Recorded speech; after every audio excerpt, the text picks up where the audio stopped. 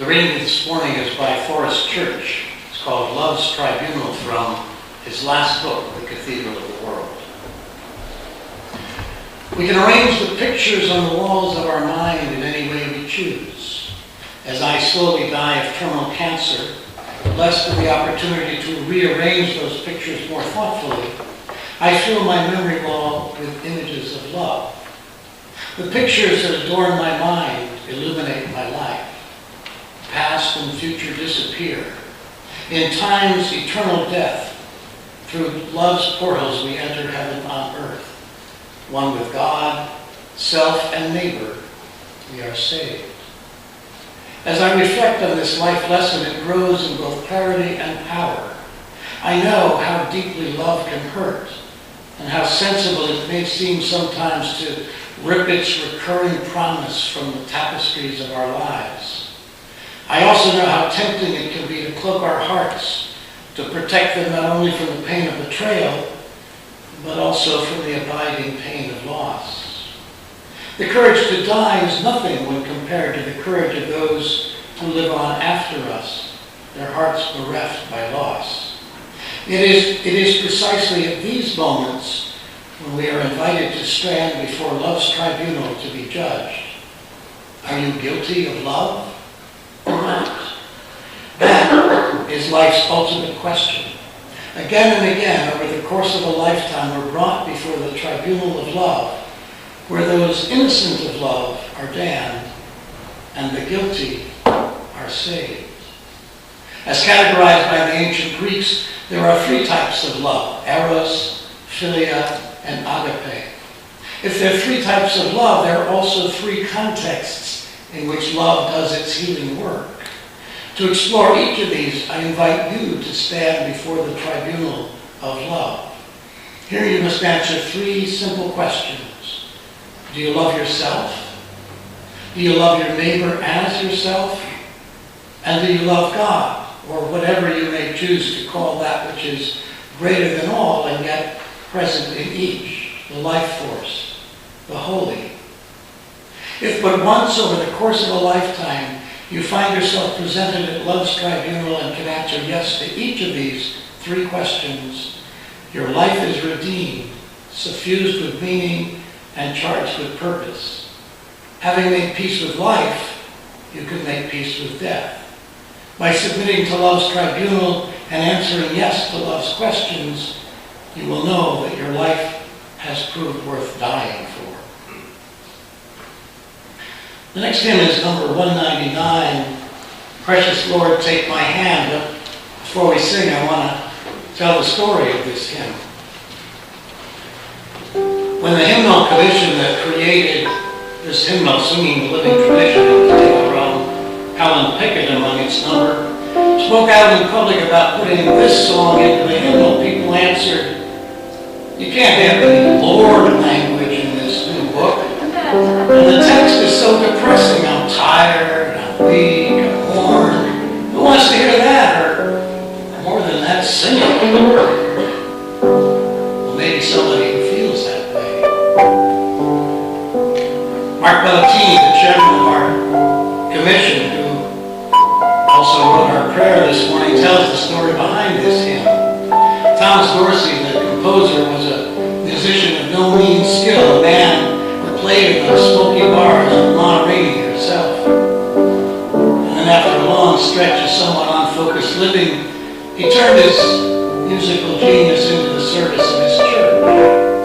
People began referring to Dorsey as the father of gospel music, and they referred to his songs as Dorseys. In 1932, Dorsey arrived in St. Louis for a church meeting, and there he found a telegram that urged him to return home to Chicago right away. His beloved wife, 9 months pregnant, had suddenly taken ill. He tore back to Chicago, only to find that his wife had died in childbirth. His infant son survived for 2 days, and then also died. Dorsey was destroyed. He locked himself in his room for 3 days without food or water. But when he came out, he brought with him this hymn, Precious Lord, Take My Hand. he goes on, so we put the hymn in the book anyway, just the way Dorsey wrote it. It's a good hymn. He's not praying to some capricious God and asking that God restore his wife and child. He's simply a man who's lost everything, crying out for the strength to keep on going. That's the very God that Dr. King preached decades later. No wonder this was King's favorite hymn. The desire to be held and comforted is not childish or theologically inferior to more stoic or self-sufficient philosophies. In fact, the opposite may often be true. I think a case can be made that our philosophies and theologies of optimism too often rise out of our extraordinary blessings and not out of human need. They rise from security, not from want or loss. And like King before him, Dorsey relied on the strength of a nonpartisan God to bring a way out of no way, a new life out of utter desolation. Both Dorsey and King lived their lives in the faith that any Goliath, social or personal, could and indeed should be brought down by ordinary and creative human efforts. Is this faith really so much different from a Unitarian Universalist defending the inherent worth and dignity of every person and the imperative to make sure that this is true for every person? I, for one, don't think that it is. Let's all stand.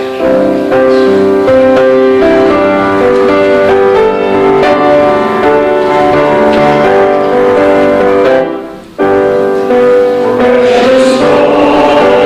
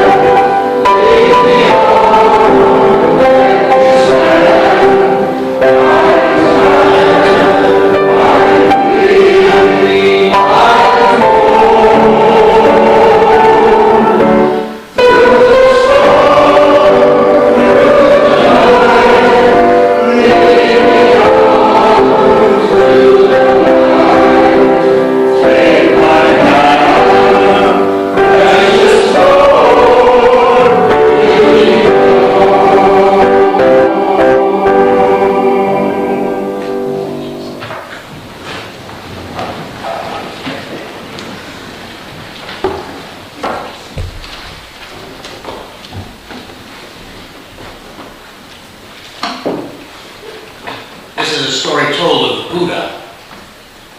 Kisa Gotami grew up very poor. Her family had called her Kisa, meaning frail Gotami. When she gave birth to a child, Kisa felt proud and happy. Her new son was the light of her life. She cherished everything about him, his delightful laughter, his eager brown eyes, his toothless smiles. But one terrible, tragic day, the boy was taken by a sudden illness. His death overwhelmed poor Kisa. She bundled him in warm blankets and held him tightly to her chest. Crazed with grief, she stumbled from house to house, begging for medicine that would bring him back to life. But instead of helping, people mocked her in her madness. Crazy woman, they jeered. How can a person be brought back to life? Finally, as she was standing on the street, wretched and disheartened, a kind man passed by and said, "Dear woman, the wisest of men, a man named the Buddha, resides nearby. If anyone has medicine for your child, it is he." When she stood before the Buddha with her baby in her arms, he observed the child's lifeless face. "You did well in coming here for medicine, Kisa," he said. "But before I can save your child, you must return to the city, and there find me a single mustard seed and bring it back." Kisa was overjoyed. The Buddha went on, "But most important of all, the mustard seed must be from a family in which no one has died. Go now, make the round to the city and ask at every home. Bring me back just one mustard seed from such a family." When she got to the first house, she was told, "My dear husband died 6 months ago." At the next house, she learned, "We cannot help you, I'm sorry, we lost our mother 2 years ago. For many months I was so unhappy I didn't know how to go on." Kisa Gotami continued to the next house and then another, asking for a single mustard seed, but always someone had lost a beloved, a brother, a sister, a grandparent, aunt, cousin, a mother, or a father. The list grew longer and longer, and when nightfall came, Kisa Gotami sat down, resting against a tree. She gazed down at her son in her arms. Studying him closely, she felt a gradual change come over her. She realized that not a single household that she had visited had been untouched by death's sad hand. Many suffered just as she did now. She was not alone. And somehow with these thoughts, her grief lightened just a bit, and she found herself ready to say goodbye to her son. She returned to the Buddha, who said, "Kisa, did you bring me a tiny grain of mustard?" "No, teacher. I'm done looking for the mustard seed. I know that in the whole city, the whole world, is not one family, not one person free from the certainty of death. It is the way of all living things. We must at some time leave one another." Kisa Gotami, brought back to her right mind from her search for the mustard seed, became a very wise and compassionate woman. It is said that she never left the Buddha after she returned to the monastery, and that from her experience, she was able to comfort many, many others in her lifetime. Everyone dies. Some early, some in the middle, some late, but everyone dies. Worse for us, we know that we will die, and too soon. As we grow older, each new pain, each tiny misstep, each moment of unexpected forgetfulness, each loss of a friend or family member reminds us that we too are moving closer to the inevitable end of our lives. As far as Church put it in our reading, religion is our human response to the dual reality of being alive and having to die. My dad's death this past February made this business of facing mortality more real to me than all the memorial services I've led as a minister. As I was starting my own remarks in memory of my dad at his funeral, I found myself tearing up. I said, I've led a lot of services like this, but it turns out it's different when it's your dad. One of the things I'm most grateful for is that as my dad was approaching his end, my mom, my brother, and I made a pact that no matter what disagreements might arise about how he would be treated, we wouldn't allow anything to become a source of anger or bitter regret among us. And I'm proud that for over a decade, we've been having frank and candid conversations about what kind of care my parents wanted at the end of their lives. That's a legacy of a caring and compassionate family that I want to pass on as well. This business of dying is difficult. We're more comfortable putting death out of our minds even on this, our Memorial Day weekend, which has turned into a shopping holiday, first chance to come down to the Cape. We hesitate in writing a will or formulating a medical directive because they're reminders to us that we will, sooner or later, face the ending of our own lives. We try to protect children from the reality of death. We use euphemisms when we refer to death. We speak of someone as having passed away. We do whatever we can to push the simple reality of death aside. And what's worse, much worse, we find reasons to avoid those around us who have suffered such a loss. We feel that we don't know what to say to give comfort, and so we avoid occasions for saying anything at all. This is most difficult when death has been unexpected, when it befalls a child or a young adult or anyone dying untimely. And yet it's precisely in the case of such a difficult death that a listening ear is most needed. A friend who can serve as a container for the grief and rage and loss.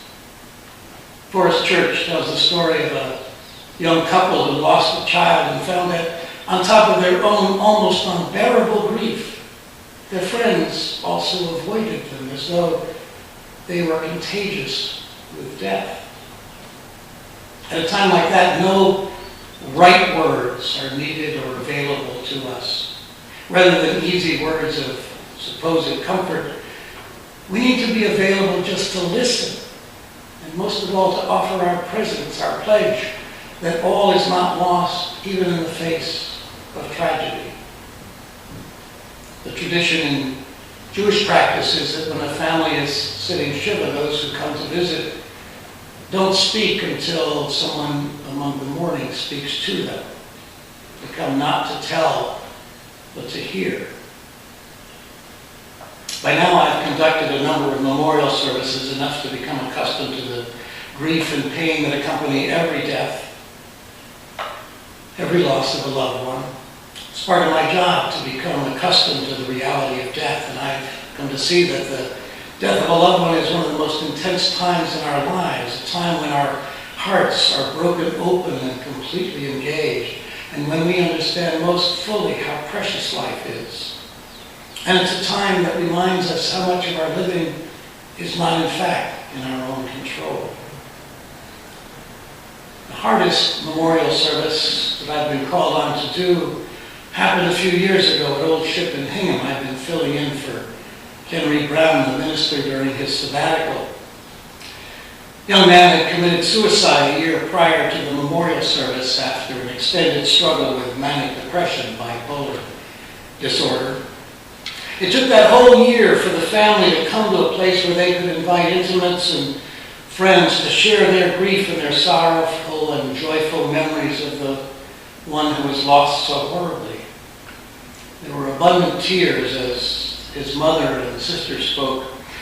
And then in a stroke of genius, not mine, we remembered him by singing one of the songs he loved, Bernie and the Jets by Elton John.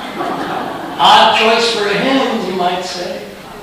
But as we struggled together to sing along with the music, we came to favorite passages in the song, words most familiar to us, and laughter began and continued as we sang.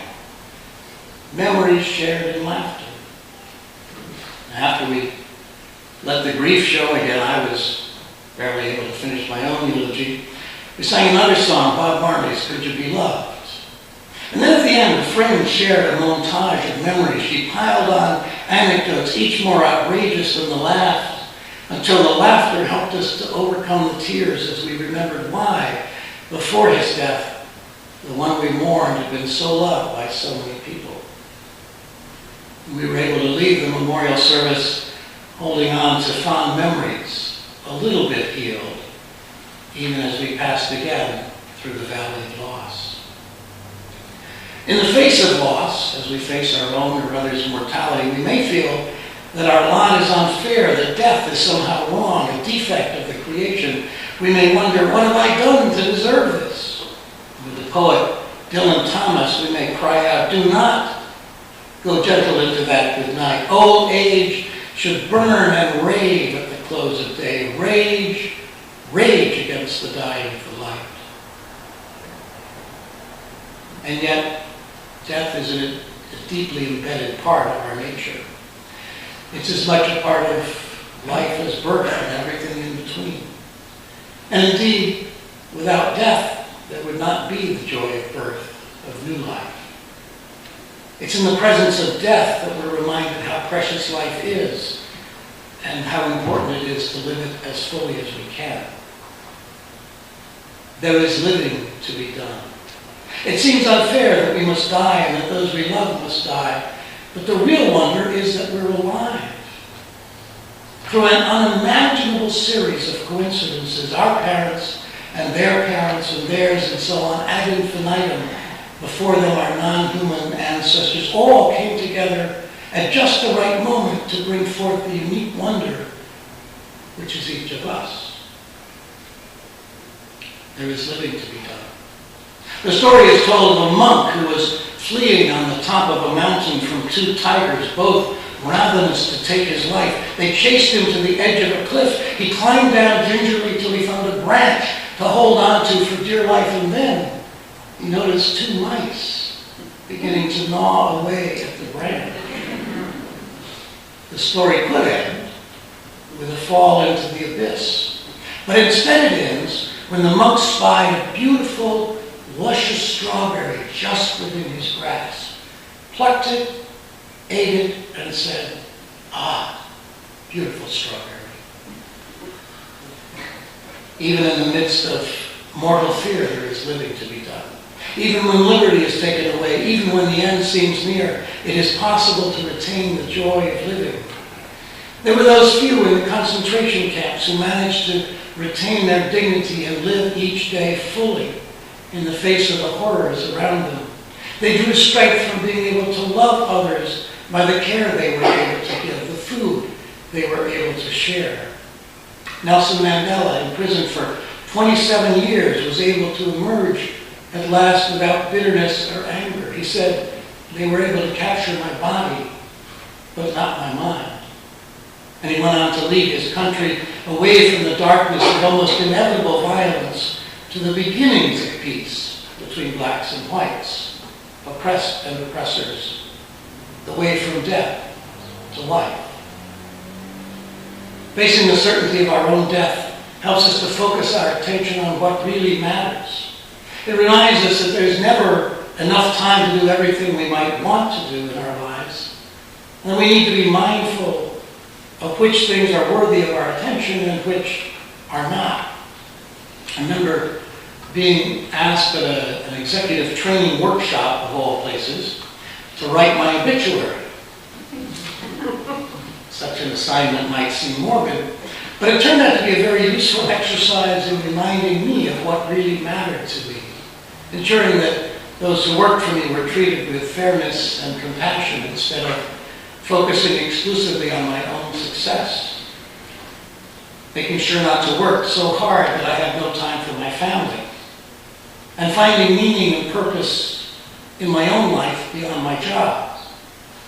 I think that exercise was one of the occasions that made me realize I didn't want to spend the rest of my working career developing software for the stock exchange. And that in turn led me to start out on a long path through seminary while continuing to work full-time and then into the ministry.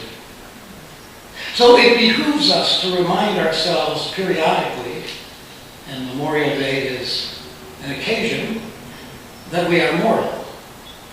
At the end of a successful campaign, the great generals of Rome were honored with a triumphal march through the city, bearing their spoil at the head of their great armies. But at this moment of greatest triumph, a slave rode in the chariot beside the proud general and whispered in his ear, "Memento mori." Remember that you are mortal, that you too will die. Even at the pinnacle of achievement, we need to remember that this too shall pass. There is living to be done.